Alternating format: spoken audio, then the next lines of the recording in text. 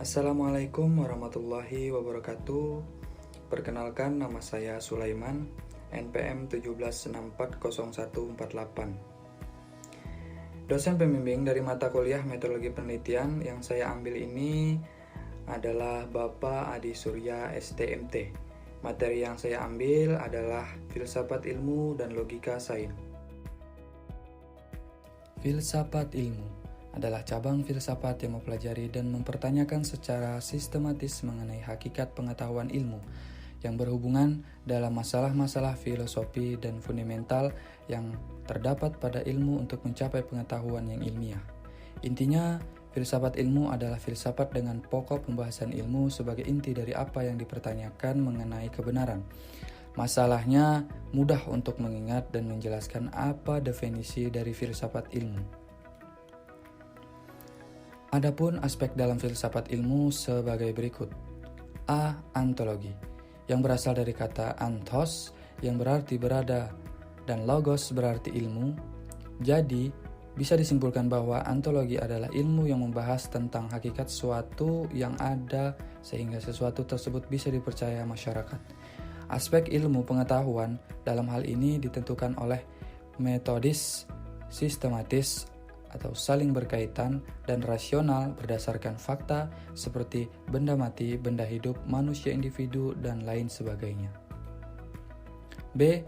Epistemologi. Epistemologi berasal dari kata Yunani, yaitu epistem, berarti pengetahuan, dan logos berarti pemikiran.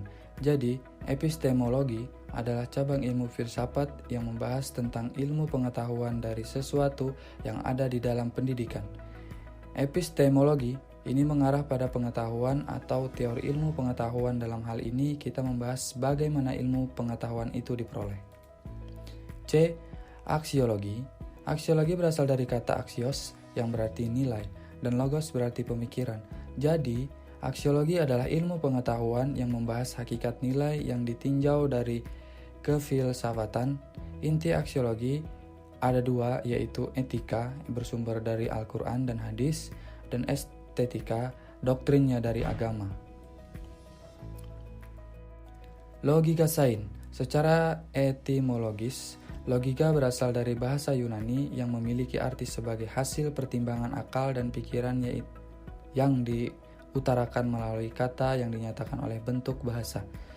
Logika juga merupakan salah satu cabang dari filsafat, dan sebagai ilmu logika sendiri disebut sebagai salah satu ilmu pengetahuan yang mempelajari kecakapan untuk bisa berpikir secara lurus, tepat, dan teratur.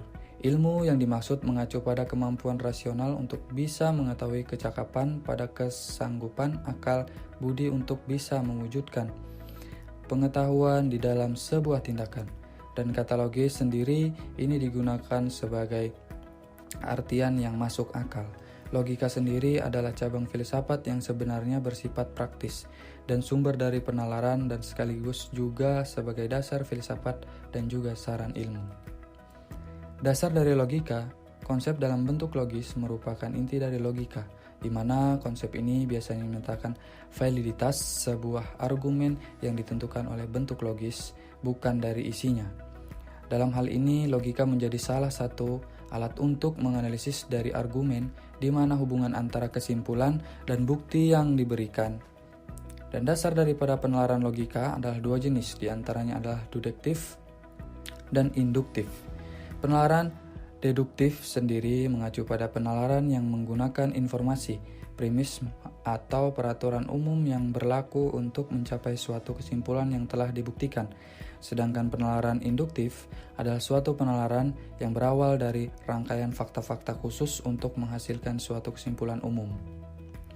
Fungsi logika membantu dalam setiap orang agar bisa mempelajari logika sehingga bisa berpikir secara rasional, lurus, kritis, metodis, dan koren.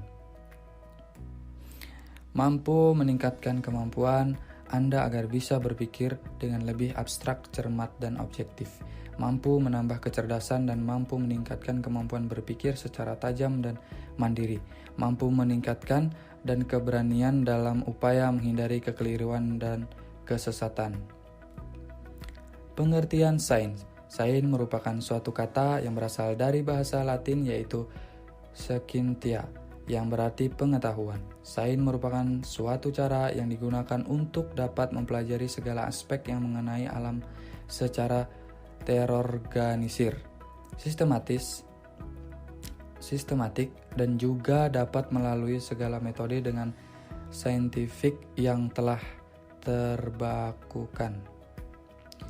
Tujuan sains. Sains memiliki tujuan untuk dapat menghasilkan suatu metode yang dapat digunakan untuk realitas, yang pada umumnya suatu penyelidikan ilmiah dapat menggunakan beberapa bentuk metode secara ilmiah.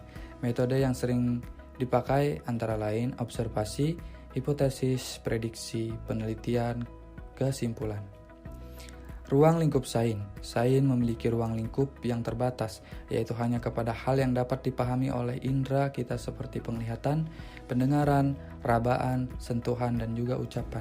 Dan dapat dibilang bahwa sains merupakan pengetahuan yang didapat dari proses pembelajaran dan juga pembuktian. Sekian dan terima kasih. Sekian dari video yang saya buat. Salah hilaf mohon maaf, semoga bermanfaat.